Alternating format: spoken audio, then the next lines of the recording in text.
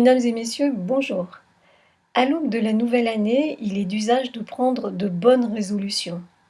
Et si nous décidions, en cette année 2013, de placer la vie et tous les êtres vivants au centre, c'est-à-dire comme axe central à partir duquel toutes nos décisions devraient être prises?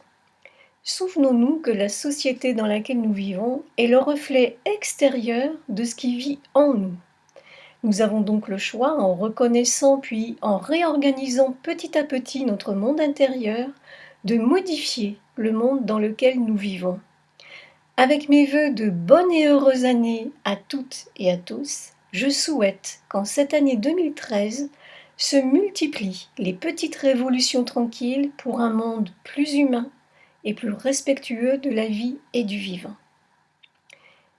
La nouvelle année, c'est aussi la période des bilans. Au cours de cette émission, nous ferons le point sur le changement climatique et aborderons le dossier de la transition énergétique. Comme vous le savez déjà, la dernière conférence des Nations Unies sur le climat s'est tenue en décembre 2012 à Doha, dans le Qatar. Qu'en ressort-il?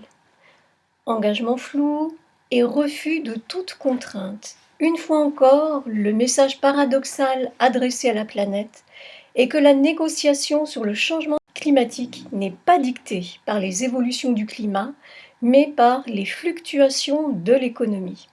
Faute de volonté politique, le processus de négociation est imperméable à l'urgence. Pourtant, les signaux d'alerte n'ont pas manqué ces derniers mois. L'ouragan Sandy en Amérique du Nord, le cyclone Bopha aux Philippines, la sécheresse aux États-Unis et en Europe, les séismes qui secouent la planète et dont on parle si peu sur les antennes, ou encore la fonte record de la banquise. Petite devinette, quelle est selon vous la priorité pour les pays industrialisés? La priorité, c'est d'abord la croissance économique, bien sûr.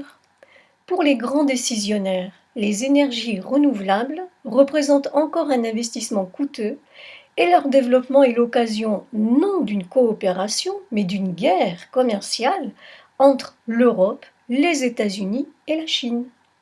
La conclusion de tout ceci, c'est qu'aucun pays n'est prêt à mettre en péril la compétitivité de son économie. Chacun sait pourtant que les engagements actuels mettent la planète sur la trajectoire d'un réchauffement à l'origine d'une cascade de changements dont personne ne peut estimer objectivement les conséquences. Une étude publiée le 1er décembre 2012 sur la revue scientifique britannique Nature note que le débit du Gulf Stream aurait diminué de façon significative, ce qui pourrait paradoxalement entraîner un refroidissement climatique en Europe. Ceci s'explique par le fait que la fonte de la calotte glaciaire introduit un surplus d'eau douce dans l'océan qui pourrait contribuer à freiner la circulation des grands courants marins régulateurs de la chaleur sur la Terre. Écoutons Al Gore nous expliquer cette circulation thermohaline. Le climat de la Terre est comme un grand moteur qui distribue la chaleur de l'équateur au pôle au moyen des courants marins et des vents. Les scientifiques disent que le climat est un système non linéaire, ce qui est une façon sophistiquée de dire que les changements ne sont pas progressifs. Certains interviennent soudainement, par bonds. La température moyenne annuelle sur Terre est d'à peu près 14,5 degrés centigrades. Si cette moyenne augmente de 3%, ce qui est l'hypothèse basse, regardez ce que cela donne sur la planète. Nous aurons une augmentation de seulement 0,5 degrés centigrades à l'équateur, mais de plus de 6 degrés centigrades au pôle. Et donc, tous les systèmes de vent et de courant qui se sont formés depuis la dernière époque glaciaire et qui étaient relativement stables sont complètement bouleversés et ils se modifient. Et l'un des plus préoccupants, et auquel ont été consacrées le plus d'études, se situe dans l'Atlantique Nord, où le Gulf Stream remonte à la rencontre des vents froids venus de l'Arctique et du Groenland, ce qui provoque de l'évaporation, et la vapeur dégagée par le Gulf Stream est poussée vers l'Europe par les vents dominants et la rotation de la Terre. Ce qui est intéressant, c'est que tous les courants océaniques sont liés et forment une boucle. On appelle ça le grand tapis roulant océanique. En rouge, vous avez les courants chauds de surface, le Gulf Stream étant le plus connu, et en bleu, vous avez les courants froids qui circulent en sens inverse et qu'on ne voit pas, car ils circulent au fond des océans. Dans l'Atlantique Nord, une fois que la chaleur a été dégagée, il reste des eaux plus froides et plus salées, puisque le sel, lui, ne s'évapore pas. Cette eau est donc plus dense et plus lourde. Cette eau froide et lourde s'enfonce, à raison de 19 milliards de litres par seconde. Et le courant repart vers le sud. À la fin de la dernière époque glaciaire, quand le dernier glacier d'Amérique du Nord disparaissait, la fonte des glaces a créé un gigantesque bassin d'eau douce au nord du continent. Les grands lacs sont les vestiges de cet immense lac.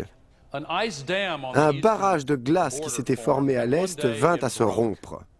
La masse d'eau douce se déversa en éventrant le lit du Saint-Laurent et elle dilua les eaux denses, froides et salées, les adoucit, les allégea, elles cessèrent donc de s'enfoncer et cette pompe s'arrêta.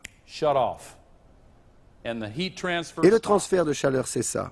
Et l'Europe connut une nouvelle glaciation de 900 à 1000 ans. Ce passage de conditions climatiques comparables à celles que nous connaissons aujourd'hui à une période glaciaire a pu s'effectuer en à peine une dizaine d'années. C'est un bond très rapide. Bien sûr, ça ne se reproduira pas, puisque les glaciers nord-américains ont disparu et est-ce qu'il reste un gros morceau de glace dans les parages? Ah oui, on y reviendra à celui-là.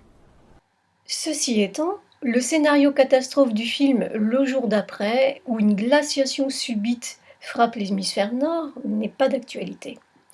D'autant qu'une information contradictoire est apportée par la NASA. Selon l'océanographe Josh Willis de la NASA, le Gulf Stream ne ralentirait pas, mais il semblerait au contraire que son activité se soit accrue. À votre avis, pour qui travaille la NASA et quels sont les intérêts en jeu? Quoi qu'il en soit, les effets du réchauffement climatique seront aussi économiques. Comment croire qu'il sera longtemps rentable, même au nom de la compétitivité et de la croissance, de rester aveugle à l'enjeu climatique? Il n'est qu'à regarder la facture de l'ouragan Sandy aux États-Unis, qui dépasse les 80 milliards de dollars.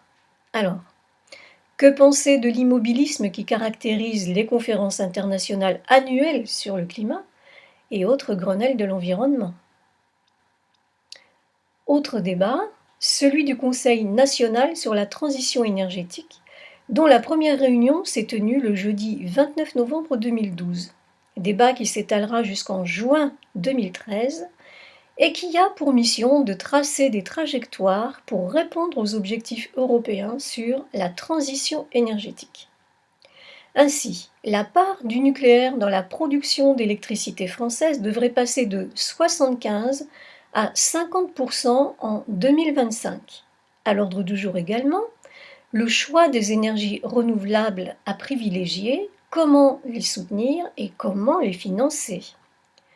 Les transitions énergétiques et écologiques seraient-elles vraiment en marche? Serait-elle une priorité pour l'Élysée, qui vient de confier à Nicolas Hulot une mission internationale en faveur de la préservation de l'environnement?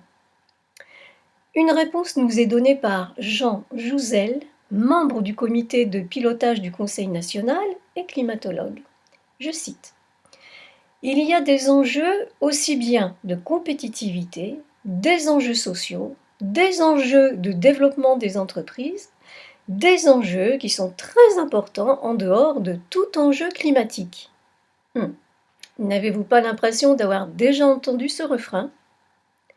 Et que penser des difficultés de financement des énergies renouvelables quand la facture du réacteur EPR en construction à Flamanville dans la Manche atteindra finalement 8,5 milliards d'euros selon EDF, soit 5 milliards de plus que prévu. Delphine Batho, ministre de l'écologie et de l'énergie, a toutefois assuré que le calendrier d'une ouverture en 2016 serait tenu. Ceci étant, Avez-vous remarqué la grande absente de toutes les conférences et débats sur l'évolution de la politique énergétique? Celle dont on ne prononce pas le nom résoudrait pourtant bien des maux sur notre planète.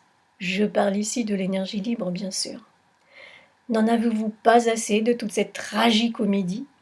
En ce qui me concerne, je trouve vraiment curieux que personne n'ait encore eu l'idée de lancer une dynamique d'information du grand public en faveur de l'énergie libre. Nous avons pourtant de beaux exemples de mobilisation nationale, comme en témoignent entre autres le Téléthon, les Restos du Cœur ou le soutien de la lutte ouvrière de Samsonite dans le nord de la France. Il n'est jusqu'aux animaux qui nous donnent de beaux exemples de coopération constructive. Selon une information communiquée par le centre de recherche Dian Fossey Gorilla, quelques jours après qu'un piège de braconniers ait tué un des leurs, 2 jeunes gorilles de montagne ont travaillé ensemble pour trouver et détruire tous les pièges dans leur forêt rwandaise d'origine. Alors, si les grands singes sont capables de prendre en main leur destinée, ne sommes-nous pas capables, nous, les Homo sapiens, de nous faire un beau cadeau à nous-mêmes en nous mobilisant pour l'énergie libre? Imaginez cet énorme et superbe cadeau qui nous amènerait à sortir en même temps des crises sociales, financières, économiques et écologiques toutes interconnectées.